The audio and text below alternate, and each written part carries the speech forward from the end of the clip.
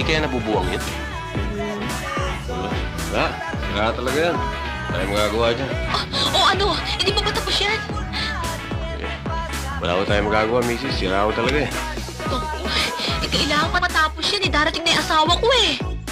Wala na kami magagawa eh. Talagang kanina pa namin naayos yan. Wala Kailangan talaga. gumawa kayo ng paraan eh. Pagdating nun, manonood yun eh. Hindi namin Sige kaya na, talaga eh. dali. Bahala ka na Darating doon. na yun Mabuti eh. pa, umalis na tayo. Sige na, Baka dali. abutan pa tayo. Ayan na, Ayan na. Ayan na, nakapatay Gumawa tayo. kayo ng paraan eh. na si Jaco. Dali. Teka, alam mo na. Jill! Ibangin mo muna rin sa labas. Kami bahala rito. Jill! Ano ba naman? Kanina pa ako tawag-tawag eh. Darling. Ano? Ayos na ba yung TV? Ha?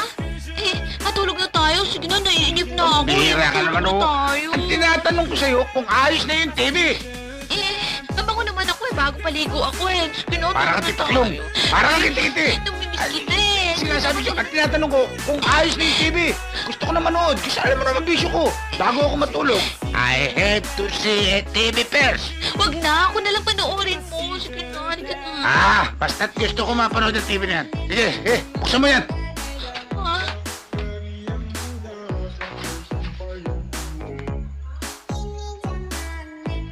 Oh, ano pa naman ang ginagawa mo dyan? Sinabi ko naman sa'yo, buksan mo TV. Panonoorin ko. Lila. Pambira ka, oh. Mula sa apat na sulok ng daigdig, narito ang pinakasariwang mga balita na inihahatid sa inyo araw-araw, gabi-gabi, malibang kung linggo at piyesta opisyal. Ito po Maganda reception, ha? Tino Monsod Pineda. At ang pagbabalitang ito ay hatid sa inyo ng tagagawa ng tinapay sa kanto. The first news Jack, is lovely and heartily dedicated Sandali to lang ha. Shirley, Mary, May titignan lang ako sa kusina. Iniluluto ko baka masunog eh. Dali-dali mo, ha? Isang Dali mo, matandang 98 bumalik ka anos agad dito, ang ha? pinagsaktal sa salang rape. Ngunit, nang dumating sa hukuman, ang matanda ay pinawalang sala. Ang dahilan, ayaw tumayo ng kanyang testigo.